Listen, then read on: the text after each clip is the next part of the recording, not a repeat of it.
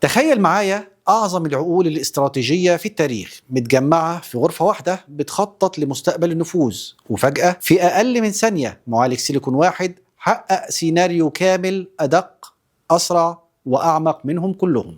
ده مش خيال علمي، ده عصر ال ASI، الذكاء اللي مش بس بيفكر لكن بيعيد تعريف التفكير نفسه. دلوقتي اسأل نفسك، هل القادة التقليديين لسه عندهم دور ولا اللعبة كلها اتغيرت؟ متابعينا الأوفياء، تحياتي، أهلا بيكم في حلقة جديدة من سوبر اي اي ترندز. أنا دكتور مجدي سعيد. حلقة النهاردة بتفتح ملف خطير جدا، مش عن التكنولوجيا بس لكن عن القيادة نفسها. مين بيقود العالم دلوقتي؟ الإنسان ولا الخوارزمية؟ ومع ظهور ال ASI بقينا قدام تحول جذري، مش في الأدوات لكن في العقل اللي بيدير اللعبة. خلينا نفهم مع بعض احنا رايحين على فين.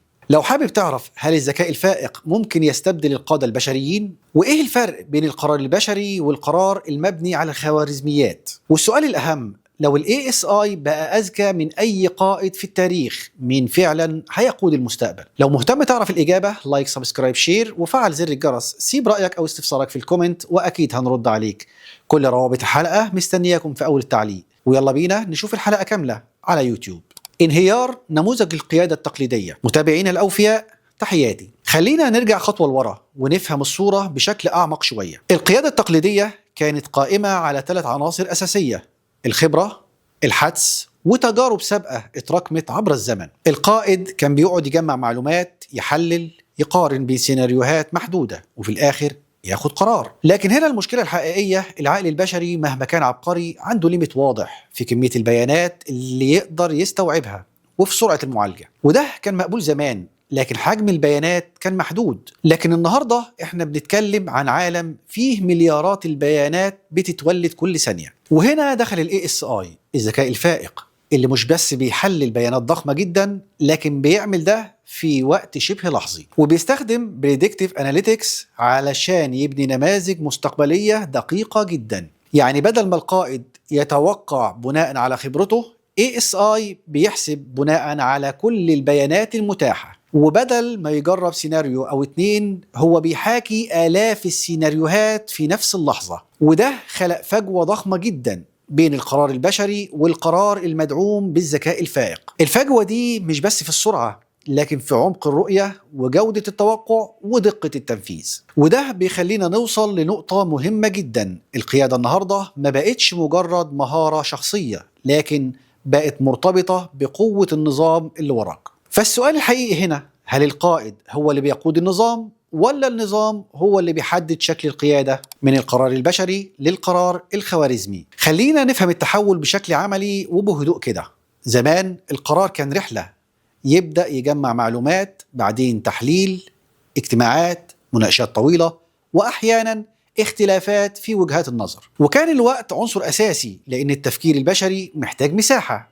لكن النهاردة المشهد اتغير بالكامل. القرار بقى ستنت، أنظمة ذكية بتجمع بيانات من مصادر متعددة في نفس اللحظة، تحللها باستخدام نماذج متقدمة وتطلع توصية جاهزة في ثواني. مش بس كده، بقت بتحدث القرار نفسه بشكل مستمر، ريال اوبتمايزيشن. يعني القرار مش ثابت، ده بيتطور مع كل معلومة جديدة. وده مش مجرد تسريع، ده تغير جذري في طبيعة القرار نفسه. القرار البشري بطبيعته بيحمل تحيزات، تجارب شخصية، وأحيانا مشاعر بتأثر على النتيجة. لكن القرار الخوارزمي بيعتمد على نماذج رياضية وأنماط بيانات وبيشتغل بدون تحيز بشري مباشر. لكن هنا بتظهر نقطة أعمق، هل القرار بدون تحيز هو دايما القرار الأفضل؟ ولا في مواقف بتحتاج تقدير إنساني أو فهم سياق مش موجود في البيانات؟ وهنا بيظهر مفهوم جديد، هايبريد ليدرشيب،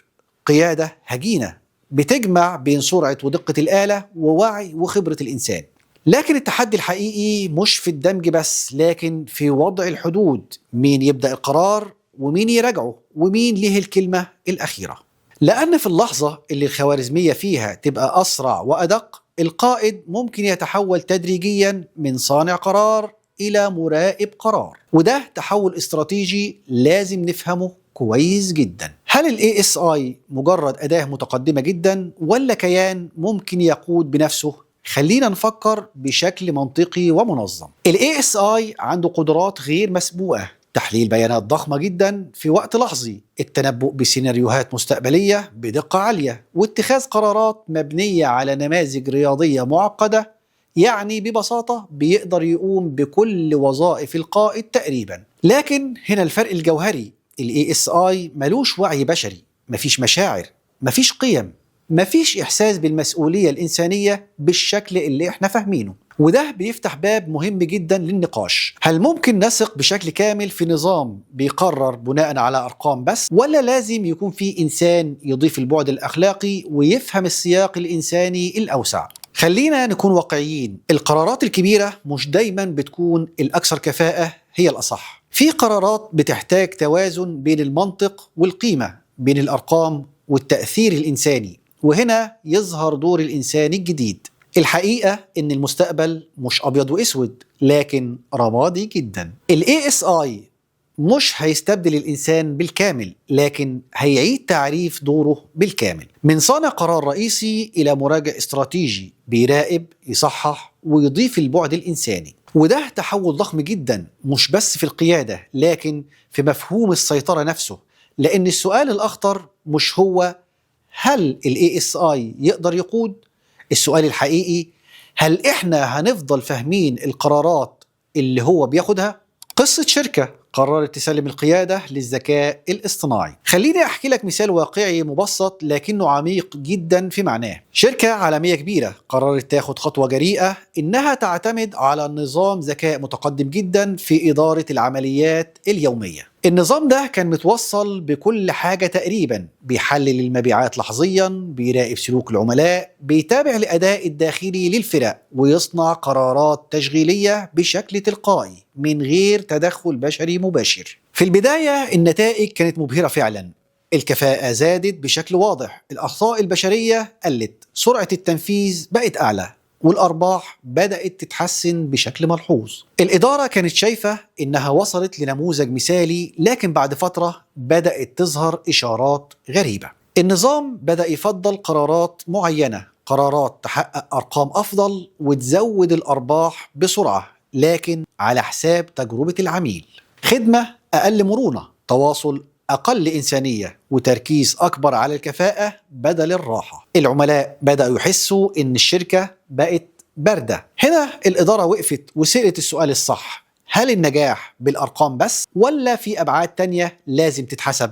وقتها تدخل العنصر البشري من جديد، مش عشان يلغي الذكاء لكن عشان يوجهه ويحط له حدود واضحة. وهنا الدرس الحقيقي، ال ASI قوي جدا وسريع جدا ودقيق جدا، لكن توجيه بشري واعي ممكن يحقق أهداف صحيحة رياضيا، لكن مش بالضرورة تكون صحيحة إنسانيا. وده الفرق بين إدارة ذكية وقيادة حكيمة. في النهاية القيادة مش هتنتهي لكن هتتغير.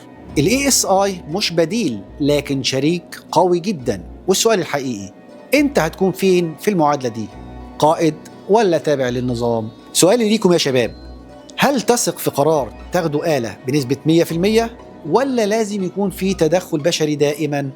اكتب رأيك، خلينا نفكر مع بعض بشكل أعمق. لو مهتم تعرف أكتر، لايك، سبسكرايب، شير، وفعل زر الجرس. سيب رأيك أو استفسارك في الكومنت وأكيد هنرد عليك. كل روابط الحلقة مستنياكم في أول تعليق، ويلا بينا نشوف الحلقات الجاية والسابقة على يوتيوب. وخليك سابق، خليك AI.